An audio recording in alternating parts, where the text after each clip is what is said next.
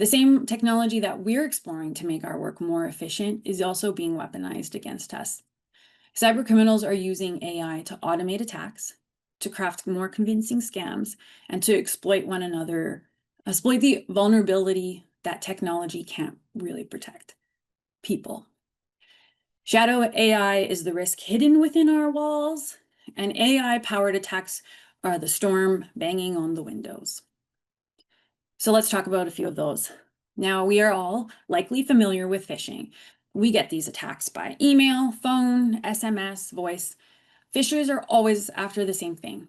They're pretending to be someone trustworthy to get money, confidential information, or to get you to click on a malicious link or download a malicious file. With AI, phishing gets superpowers. Autonomous agents can crawl the web.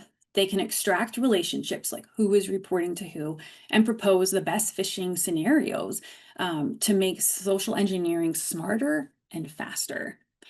Attackers can harvest public information, whether it be from social media profiles, websites, anything open source. They can feed it into the large language models to generate messages, match the toning and the phrasing of the people, and then they can translate it into any language. They can integrate Google Maps, including photos of your home from the street view. There was a sextortion phishing campaign that was going out kind of at the end of 2024 that was incredibly popular, and this got quite a few people. And it's scary because you're seeing this, you're seeing your personal information, and it is highly, highly targeted. Now, those red flags that we're kind of used to, those go out the window with AI-powered phishing, because now you have near perfect grammar, natural tone, micro details like logos, proper signatures, footers. And these lead for more convincing messages. And yeah, again, your red flags, which you're kind of always taught to look for the spelling errors, look for various keys. You can't rely on those. Cybercriminals are also using AI to evade detection by varying the wording and the structure in emails so that they can bypass spam filters. They also have created their own AI tools. So we have Wormbot, we have Fraud GPT, and you can just subscribe to either of those for about $70 US. Enterprising criminals offer phishing as a service or cybercrime as a service for a la carte. And they'll also combine it with our next threat, which is deepfakes. So deepfakes are synthetic media that impersonate real people. In addition to spreading misinformation, they are used to target people in CEO fraud attacks. Now, in this attack, cybercriminals will impersonate executives because of their authority level. They aim to trick employees, particularly in accounting or HR, but it's not limited to that, into transferring funds or sharing confidential information. Cybercriminals, again, can gather publicly available information. So they're looking for voice samples from content that is pretty much anywhere. And it doesn't even have to be long. As little as 15 seconds gives you something to work with. Longer will help make it more convincing. And the AI-driven software will create a voice clone that mimics their tone, their inflection, their accent, speech patterns, etc. The cybercriminal will then contact the target, posing as the boss, and pressure them to make that request, to get that payment. And you may have seen deepfakes where the person is controlling the message. It's just voice and video that's being impersonated. But now large language models are being used to craft the script and responses.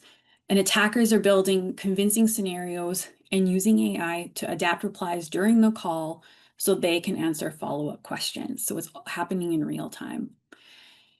It's also very important to be aware of these types of attacks because CEO fraud attacks are just one variant of phishing that uses deepfakes. A similar one you may be familiar with is the grandparent scam. So that's where the scammer poses as a family member in distress and called for financial help. These attacks are terribly common, and now deepfakes are being used to make them more believable. And moreover, the Obehave report found that 34% of the respondents had received a deepfake phone or video call. Gen Z and millennials are receiving them most, with 49% of them reporting that they've received these. And of those, more than half lost money on the scam. So this could affect someone who is visiting the library, works at the library, serves on the board, or any of their family. We don't want this happening to anyone, regardless of whether it's at work or home.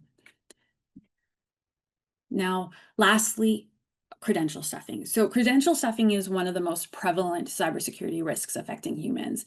It's where confirmed username and password pairs gathered from data breaches or malware are used against other sites and services, and this achieves account takeover. Even without AI, credential stuffing is incredibly effective because it relies on the fact that people reuse passwords. With AI in the mix, these attacks are becoming faster, smarter, and even more effective. AI can analyze the massive troves of the leaked credentials. They can identify patterns in reused passwords. So if you're using like a formula to create passwords, if that matches across two platforms, they can identify that. And they can automate these large-scale login attempts quickly and with alarming success. AI-powered bots can attempt thousands of logins combinations per second, testing stolen credentials across various platforms.